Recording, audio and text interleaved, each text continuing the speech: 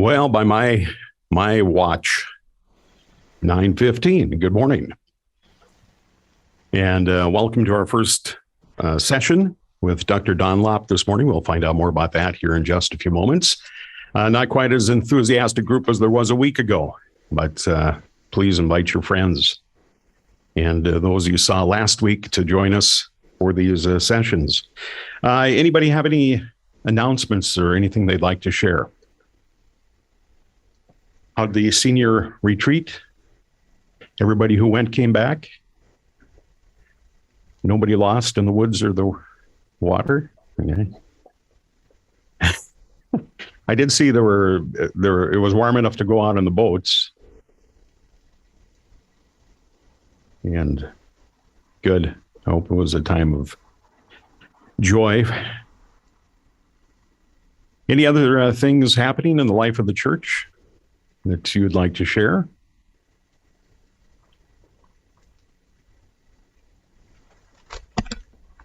I do want to, a couple of things. I do want to remind you there's a newcomers lunch next Sunday.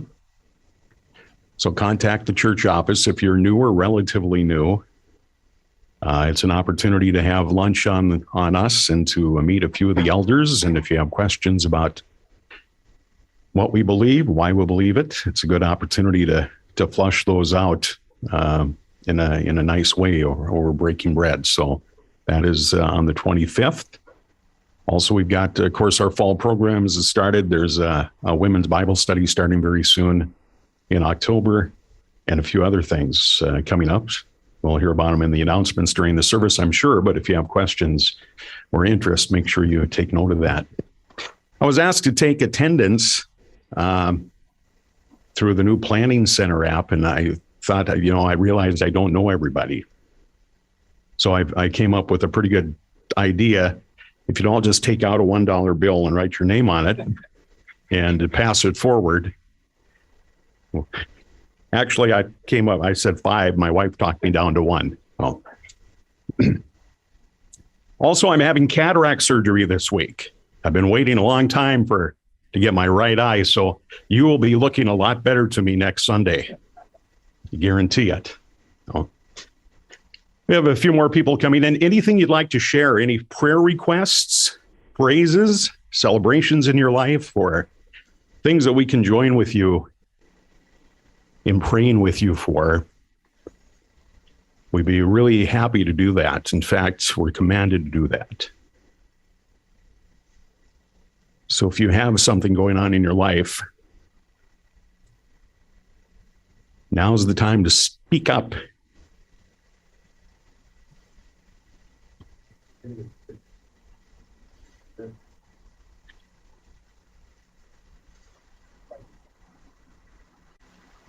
Now, did she just fall? It fell, and Rachel Tweeten, who fell and broke her wrist, had this week surgery?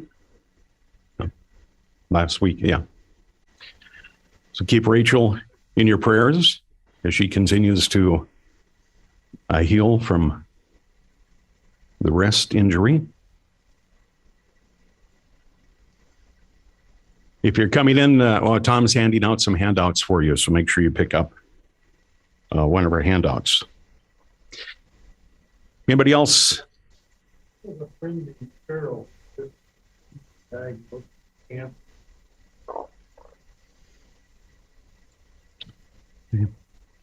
lift up Cheryl, who is dealing with not only the news, but now all the unknowns that go with such a diagnosis. So.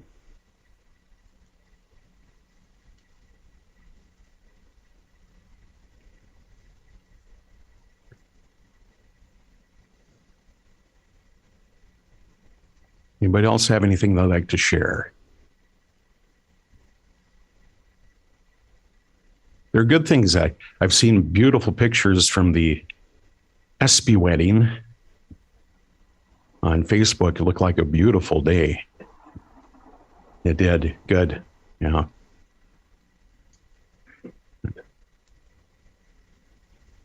Boy, you're a quiet bunch. Well, if you will join me, we'll lift our hearts to the Lord this morning, and then we'll turn things over to Tom before we turn things over to the good doctor. So if you join us. Gracious Heavenly Father, you who were and who is and who always will be, we praise you this morning. We honor you. We proclaim you. We lift up your name among the nations, Lord. Let us, our own town, Lord, help us to be a beacon right here in Thief River Falls. We pray, Lord, and thank you for all the blessings, seen and unseen, day in and day out, Lord. We thank you for who you are and your faithfulness even when we aren't. We praise you for new families, for new babies, for restored relationships, Lord. We pray you for a healing. We praise you for the gifts so freely given. We praise you most is that through Jesus, we have a home with you. We pray for those who are seeking healing, comfort from bad news, maybe loss of a loved one, or recovery from surgery or an illness, Lord. We lift up Cheryl, who just recently got her cancer diagnosis, Lord, and we just pray that she would find comfort and strength in you, Lord, that you would guide her decision-making, guide her medical team as they decide how they're going to move forward. We pray for Rachel, who is recuperating from wrist surgery, Lord. We pray that that would heal quickly, that her pain would be minimal, Lord, and that you would retain and that full usage of that wrist would return, Lord. We just pray for your healing hand. There's so many other people who need a healing hand, Lord. A lot of unspoken prayers, even in this room, of people who are dealing with health or mental issues, Lord, or relationships that aren't smooth, Lord. We just pray that you be working in their hearts, that you, again, are the great physician. We thank you again that we can meet freely, that in this beautiful building, Lord, with the lights on and out in the open, when so many in the world can't. And we just praise you for that. We thank you. We pray for those who will be teaching today, for those who will be preaching, for even those singing and playing, Lord. We thank you for the gifts that have been given, and just pray that be used in honor and worship of you today. Pray you would bless our hour together, this hour and the hour to follow, Lord. And we pray these things in the sweet name of Jesus. Amen. Well, thank you, Bob. Welcome to our first session with Dr. Dunlop. If you did not grab an outline from Dr. Dunlop that's in the rear, maybe raise your hand or somehow we'll get you one.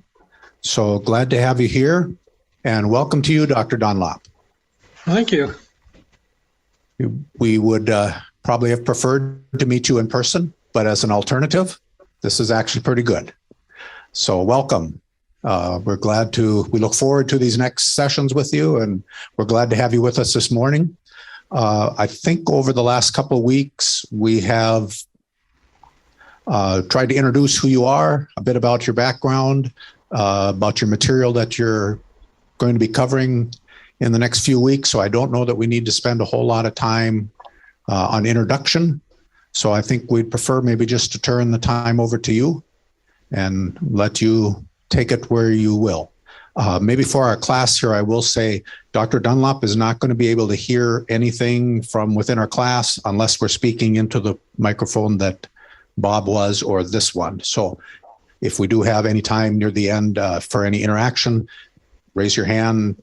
You'll need to speak into the mic in order for Dr. Dunlop to hear us. So with that, welcome. We look forward to our time with you. Thank you. No, it's been a real pleasure for me to reconnect with Pastor Kevin after, I'm sure it's been at least 20 years, and then to get to know some of your leaders there at Thief River. but also just to see how the Lord is working in that, what to me is a fairly remote part of the country. But you probably think me sitting here in Connecticut is a pretty remote part of the country. So it's been a pleasure to connect with y'all. Coming to the end of life well, this has become a real passion of mine over years of trying to pursue the Lord and my relationship with Him. And then in the last 50 years, getting into geriatrics and helping a lot of people, particularly a lot of God's people, come to the end of their lives when they are preparing to be taken up to heaven to be with their Lord. And but I realize that there's many challenges involved, and there's many decisions, and this is not always real easy. But I think there are ways in which we can use our later days to truly honor God and bring glory to Him. And that's one of my passions at this point in my life, to not only finish life well myself, but to help others do so as well. But I trust some of you. I know some of you there I see are younger. You're not thinking about immediately coming to the end of life. But I hope our time together in these next 2 months will be very relevant to you, because some of the things we're going to talk about require long-term planning. And some of you, I think, are probably working with your parents, even grandparents, helping them make their end-of-life decisions. Because it's not by default that we finish well. It does require definite planning and careful thought. So over our next 2 sessions together, today and next week, I'll be reviewing some of what I wrote in my book called Wellness for the Glory of God. And then the next 2 weeks we'll deal with the issues of retirement, how we retire well to God's glory. The following 2 weeks we're going to talk about what I find to be one of the most challenging issues for Christians, which is how do we deal with dementia. So my book is Finding Grace in the Face of Dementia, which is a challenge. And then finally, in our last week, we'll get to talk a little bit about end-of-life decisions. How aggressive should we be when we're coming to the end of our lives?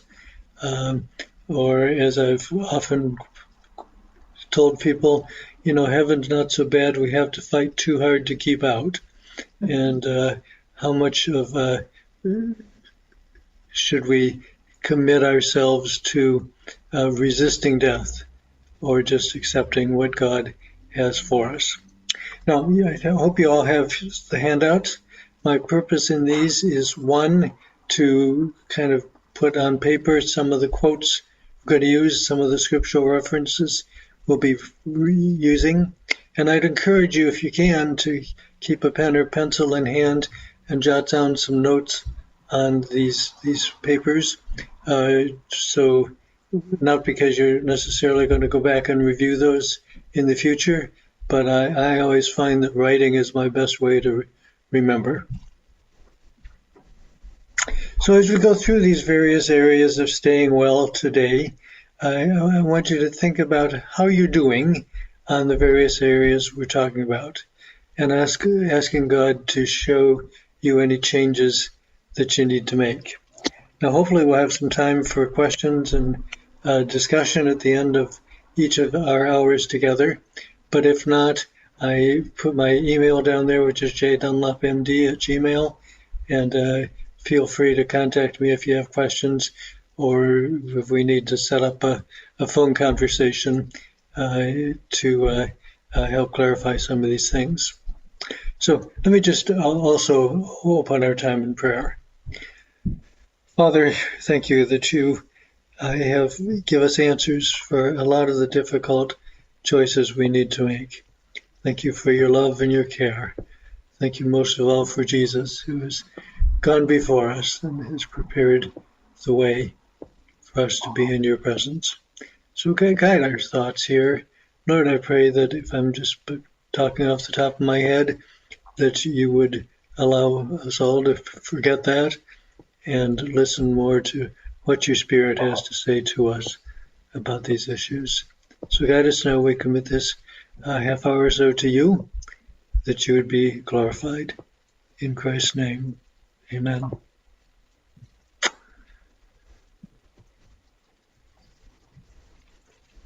I'll tell you a little bit about my friend Harry. Harry was a dear friend.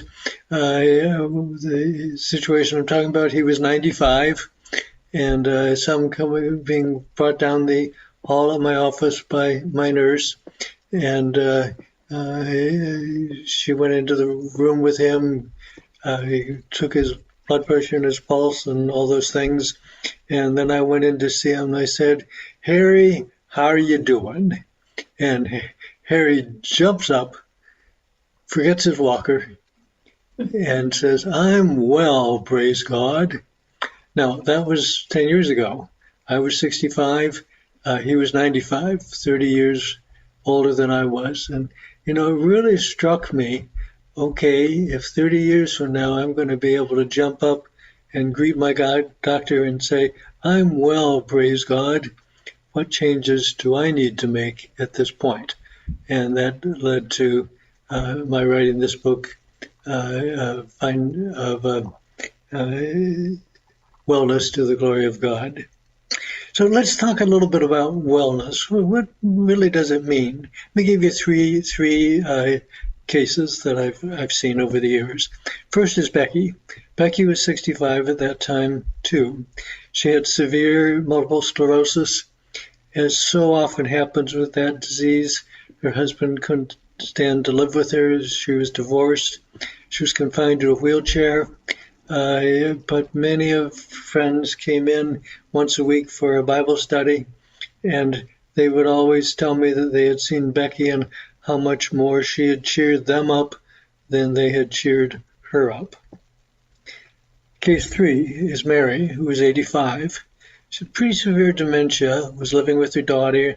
She was able to help set the table at night, and they would sit together and watch some TV, but she would often become agitated at night, and her daughter found that they could talk a little bit about her deceased husband, sing some of the old hymns together, and Mary would settle down. Third is Jim. Jim was 72. He got to the gym and ran the track 3 miles every day. He would always nod to others at the gym, but did not know any of them, and no one really knew his name or anything about him. And Jim would just do his running and then lift some weights and then leave kind of anonymously. So let me ask you, who do you think is well? How many of you think Becky was well with her multiple sclerosis? How many of you think Jim was well with all his running? And what about Mary with her dementia? I'm sorry I wasn't watching the response, but I really think Becky, with her multiple sclerosis and her divorce and her wheelchair, I think she was well. And Mary, with her dementia, and her daughter calming her down by singing old hymns. I'm not sure I would call her well, but she really wasn't too bad off. And then what about Jim? Doing his running every day, very excellent physical shape. But was he well? I don't think so. Because, so often we think of wellness as just a physical thing, but it is so much more than that. Over the years, I've heard a bunch of people say, well, if I have my health, that's all I need. Well, I'm sorry, sir. That's not true. We need much more than physical health to really be well. So we need to consider wellness in 6 different domains of life. There's physical, mental, social, financial, spiritual, and emotional. And today we're going to think in more depth about the first 3 of those: physical, mental, and social. Now, I hate to be a bearer of bad news, but you probably already know that we can't be expected to be well in all 6 of those areas at the same time, or at least not increasingly well. But I think the key is to have enough strengths in one or more of those areas that can balance out the difficulties in the others. And I'll give you the punchline to our talk today before we go any further, that the one area of our lives that does not necessarily deteriorate is the spiritual. I know at 75, I am deteriorating physically, mentally, and that's maybe not so much socially, financially, spiritually, emotionally. But, the one area of our lives that we can't anticipate is necessarily going to deteriorate is the spiritual. So that's the key to wellness as we get older. Let me share with you 2 important concepts from the Old Testament. First is shalom. Now, many of you know the word shalom, and we know how it's usually translated into English as peace. But, that Hebrew word is a whole lot richer than just peace. Shalom really means totality. It means wholeness, where all of life revolves around one central theme. Without a central focus to our lives, we end up pursuing all kinds of things and running around hither, doing this or that and that, and that leads to anything but peace. But if we have one general central theme, one goal, we can have and experience a deep peace in our souls. So what is that? Well, that's our second concept, which is Shema. Deuteronomy 6 says, "Hear, O Israel, the Lord our God, the Lord is one. Love the Lord your God with all your heart, with all your soul, and with all your strength." The good news, the Shema, the Hear, O Israel, is that this single-minded passion for God is what can really lead to shalom and to wellness. This is what we were created for. I love Isaiah 43:7. "Everyone who is called by my name, whom I created for my glory, whom I formed and made." God made us for his glory. God made us to love him with all of our beings. And it doesn't necessarily mean everything's going to be easy. God's purpose may lead us through times of difficulty, but still we can have that single-hearted love for him and passion that he be glorified in our lives, which can give us that shalom. So what are the results of determining to make God's glory our whole purpose? Let me give you 6. We are freed from worry about what happens to us. Our comfort become less important than God. 2, we function out of sense of fullness, ready to give, not so much the emptiness we feel when we just want to receive. I know I used to made a habit when I was walking across the parking lot into my office before I would start seeing patients for the day. I would just pray, God, give me a sense of your fullness that I can share with people. Don't let me get here just looking to them to make me feel good. It's quite a temptation, but that's not the way I wanted to be, or God wanted me to be. 3rd, with that sense of our purpose is God's glory, we plug into a resource for our own fulfillment and joy that is far bigger than ourselves. I mean, my puny resources are not going to satisfy, but in God I can find that satisfaction. Fourth, it energizes us and ignites us with passion. Fifth, we can find and fulfill our eternal purpose, find our niche. This is what I was made for, to glorify God. And six, our lives will have eternal impact. I love Moses' psalm, Psalm 90. Here he concludes by saying, "Let the favor of the Lord our God be upon us. Establish the work of our hands." Yes, establish the work of our hands. What does he mean by establish the work of our hands? I think he means let what I do today count for eternity. Don't let it just be burned up with the present time, but allow me to do things of eternal value. So those are, I think, 6 things that result from our having this passion for God and his glory. Now, to do that, that's the challenge. And let's just think about those three areas of our lives and ask ourselves, how can we use them for God's glory?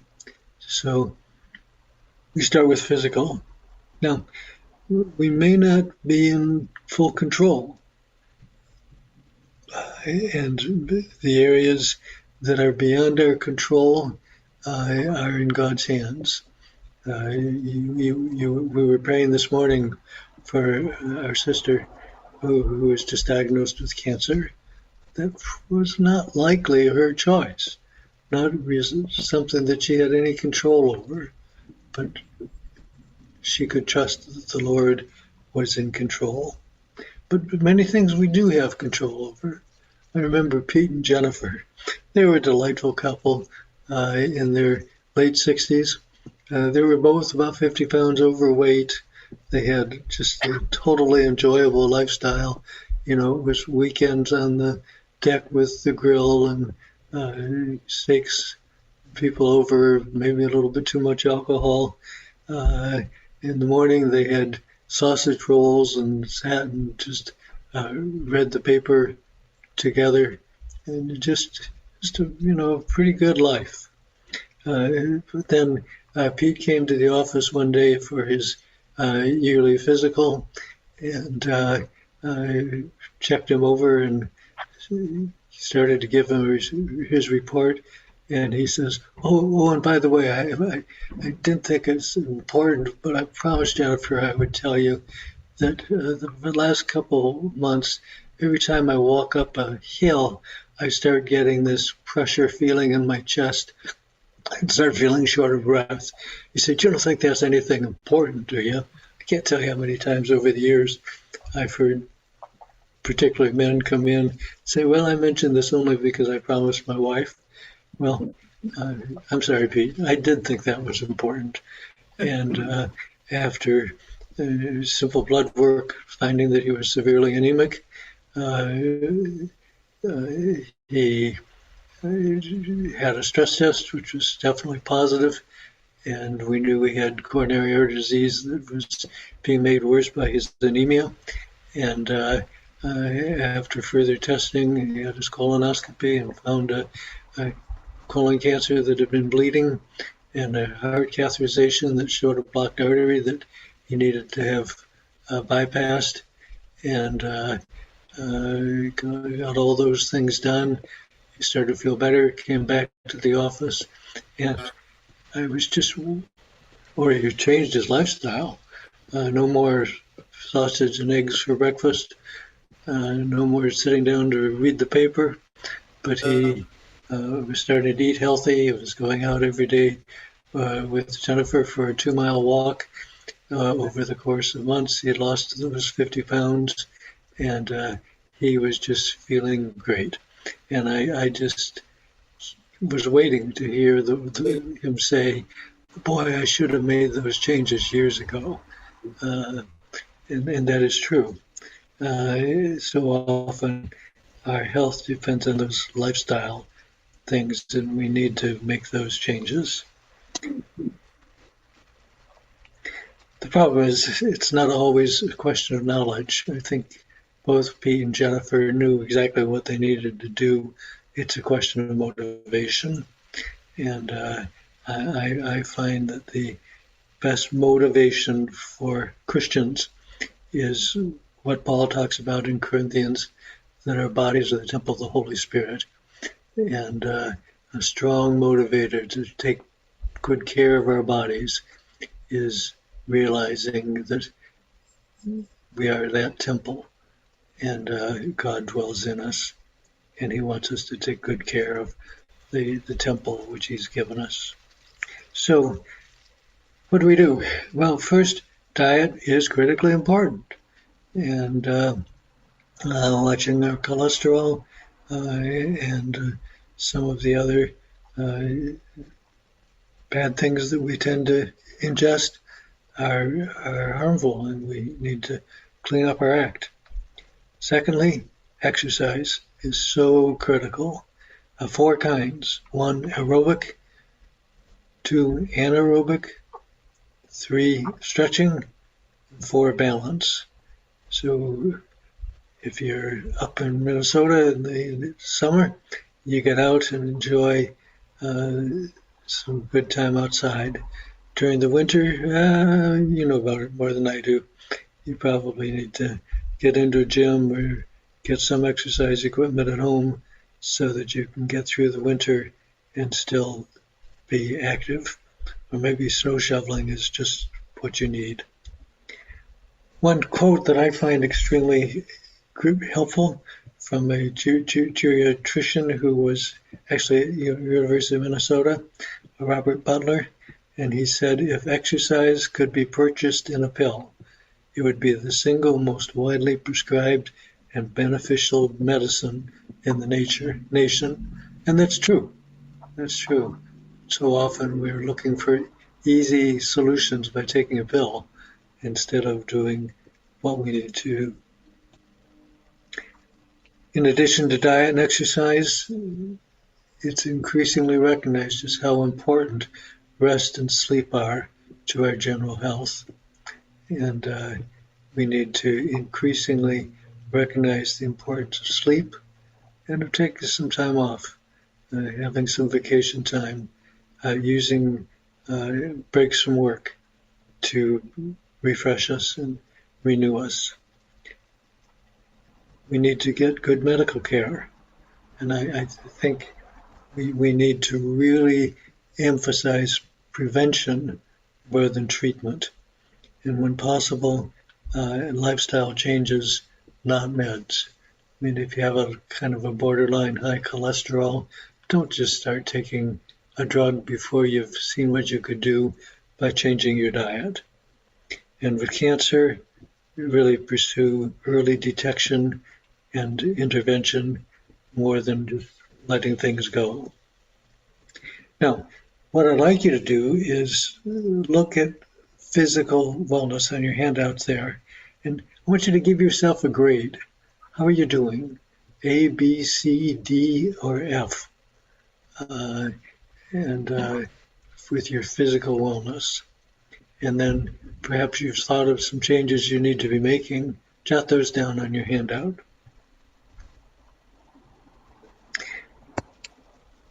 Then there's mental wellness. Now, I know a lot of mental wellness involves things like dementia, and that's really not something you're going to do too much about.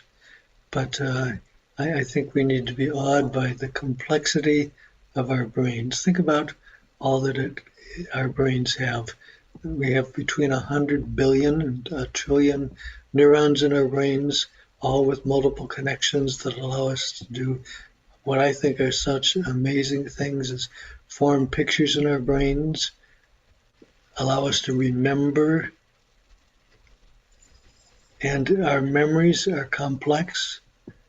There's 5 kinds of memory we need to be aware of. One is our immediate memory. as I'm talking here, I need to remember where I met in my sentence. There's recent memory. What did I have for breakfast this morning? What happened yesterday?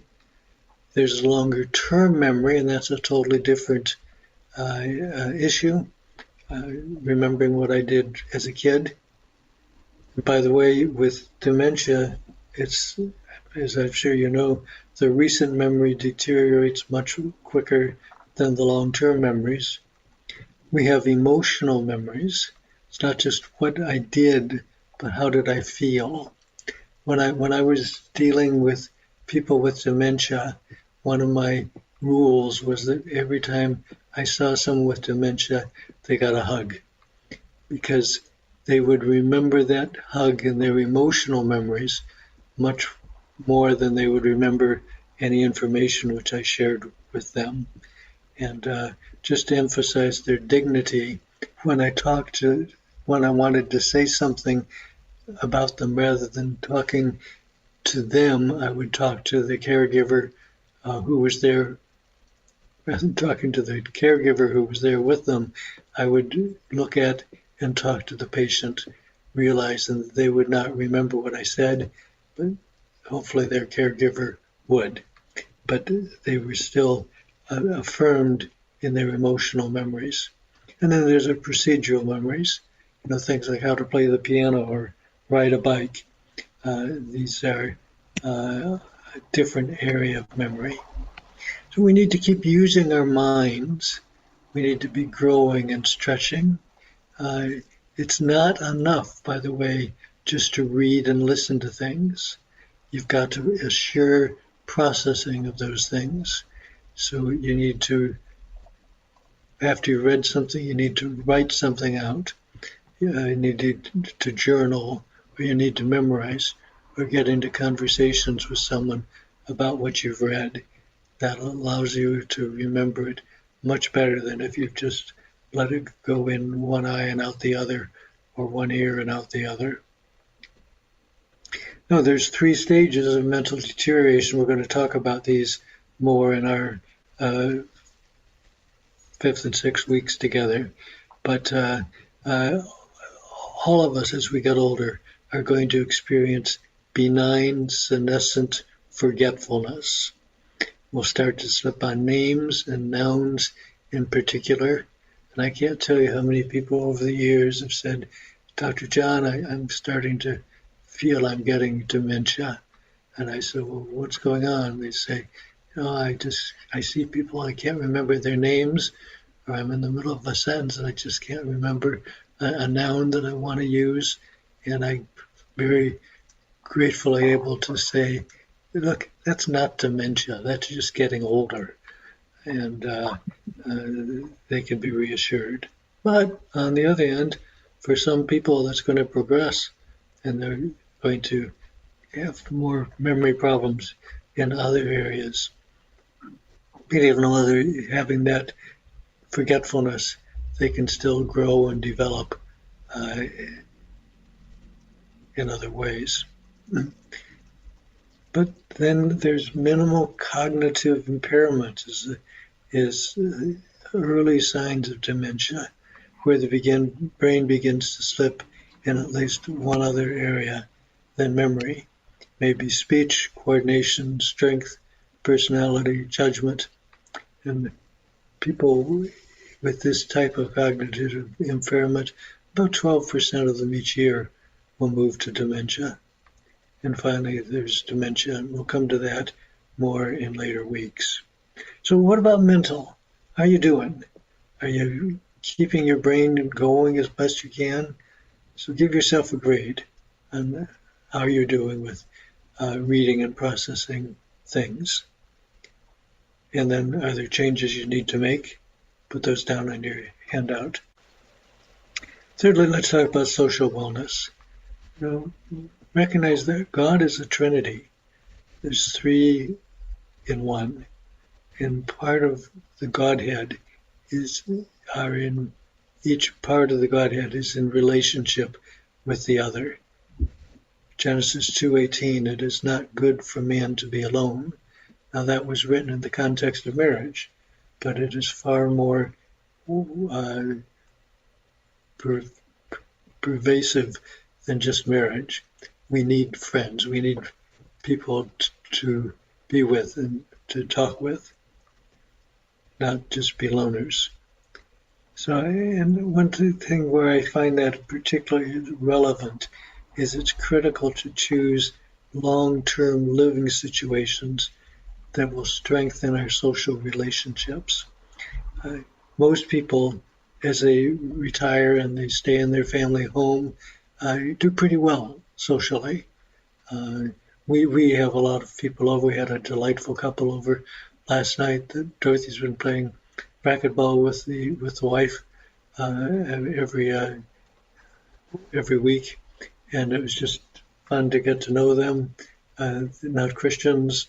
In fact, when we raised the question of faith, they definitely said, we're not there. But we had a good time and were able to enjoy that time with non-Christians. And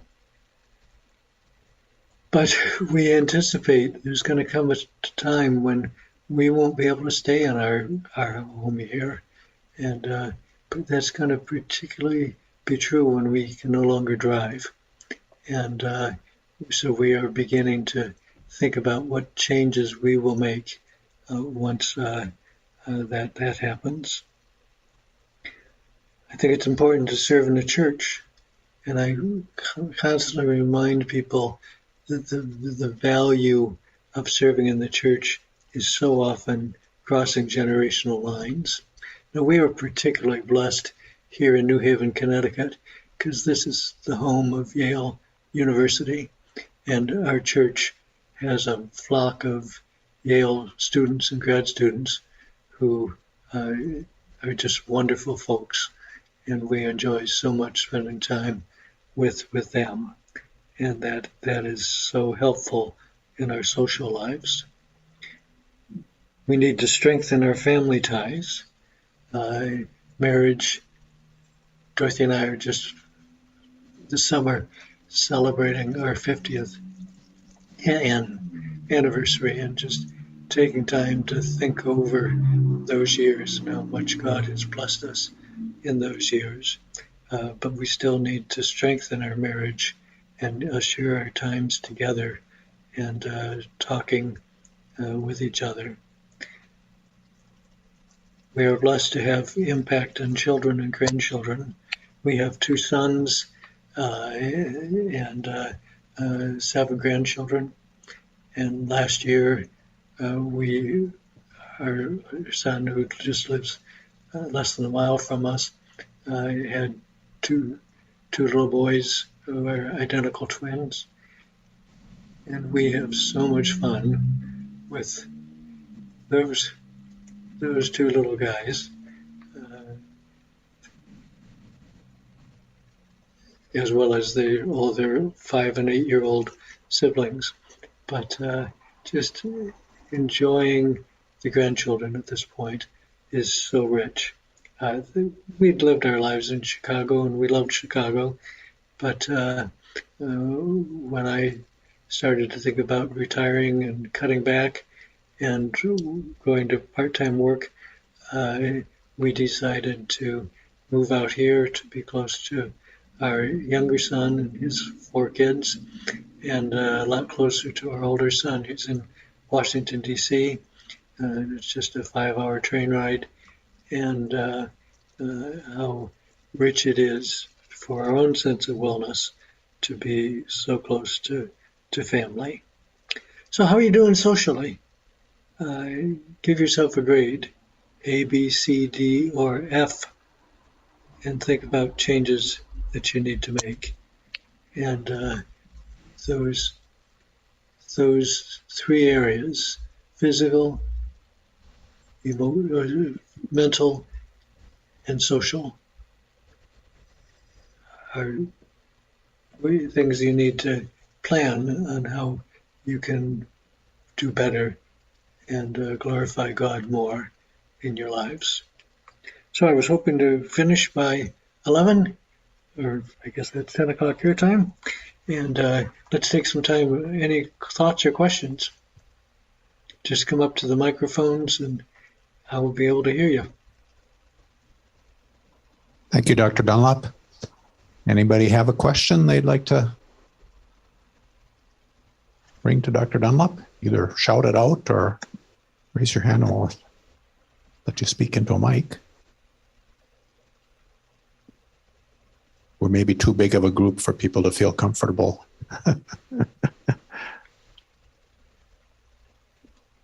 I'd ask a question. It seems to me these 6 categories don't stand alone. They're very often intertwined.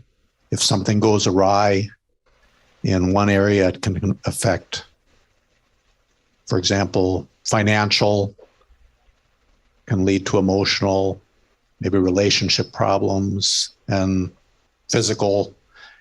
Some people seem to cope with a downturn in one area without letting it affect others. But so many of us maybe seem to have more trouble with that if something is affecting one area, we're suddenly having issues in some other. Can you talk maybe a little bit, is that just personality? Is it how God's grace is maybe evidenced in one person's life compared to another? Or what's your thought on that? Yeah, absolutely. And that's such a good point you bring up. Different groups I've talked to a little bit about this have different capacities. But last year I was asked to give a talk like this to the Christians at the Yale School of Management, which is just down the street. And those students were pretty sophisticated math-wise. So I told them that they needed to give themselves a score, how they were doing in each of those areas, and then give themselves a score for how important that area was to them, and then do the math, and they would come up with a number as to how well they were. And those graduate students were able to do that. I don't expect everybody else, but it is true that our wellness is somehow a summation, a calculus in our own little heads as to whether we really feel well.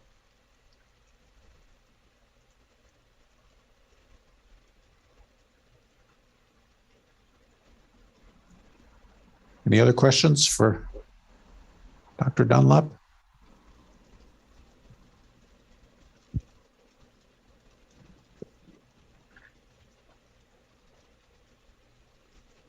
Thank you so much.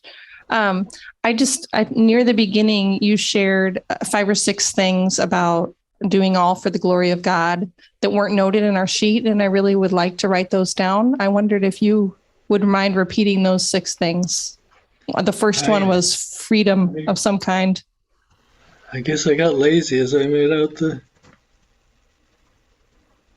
sheet. Let me look it up on my notes. So first, we're freed from worry about what happens to us. So often we worry about, am I going to have some terrible disease? Is my family going to fall apart? And once we are focused on God's glory, we're freed from those worries. Second, we function out of a sense of fullness, ready to give, and not have emptiness, wanting just to get. Third, we plug into a resource for our fulfillment that is far bigger than ourselves. Fourth, we're energized and ignited with passion.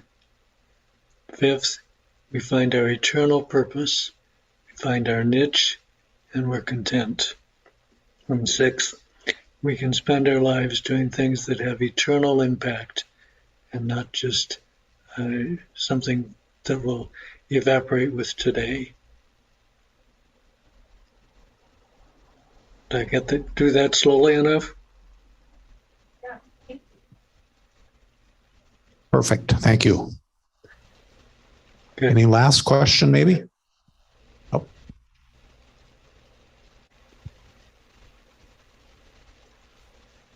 I know the last 2 years have been kind of a challenge with all this, with fear, with COVID and other things, and maybe crippling for some people socially, mentally, which is, I think, even though it seems like it's settled down, but yet it's still a challenge for everyone's wellness,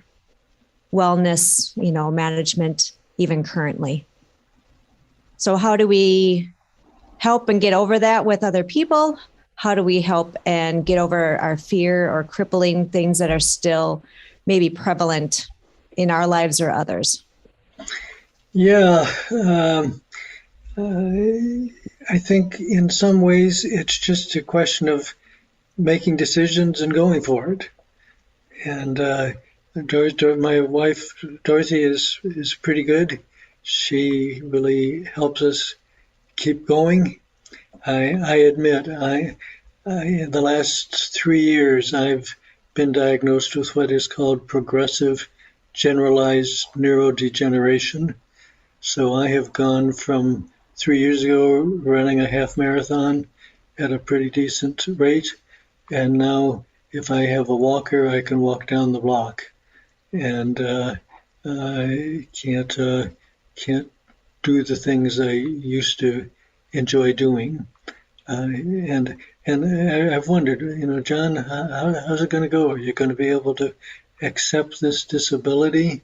And I admit, I'm not boasting because it's all by the grace of God, but I've actually done pretty well, and can still find opportunities to serve, like even talking with you all today, and not be too discouraged.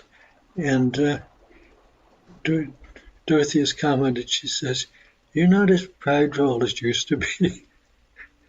So God is using that to knock some of the arrogance and pride out of my life. So yes, some things we can control and we just need to get back and do. Other things we just need to learn to accept and see what God is accomplishing in our lives because of what's going on.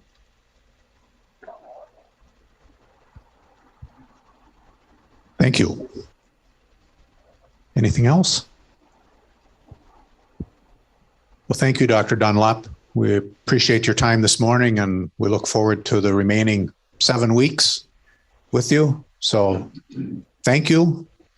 So next week we will talk about financial wellness, spiritual wellness, which really needs to be our emphasis, and our emotional wellness, and put all that together along with the physical, mental, and social that we talked about today. And if you handle this well, when you're 95, you'll be able to jump up and say, "I'm well, praise the Lord," even though you have physical problems. So look forward to next week. We do as well. Thank you very much. And I will repeat what Dr. Dunlop had said on his handout and here on the board. We put his email address. So if you do have some questions that maybe aren't something you want to publicly ask, I would suspect Dr. Dunlop would be more than glad to respond to you if you wish to communicate with him in that way. He's graciously offered to do that. So thank you again. Enjoy the rest of your afternoon, as we will too. So thank you. Thank you, Dr. Dunlop.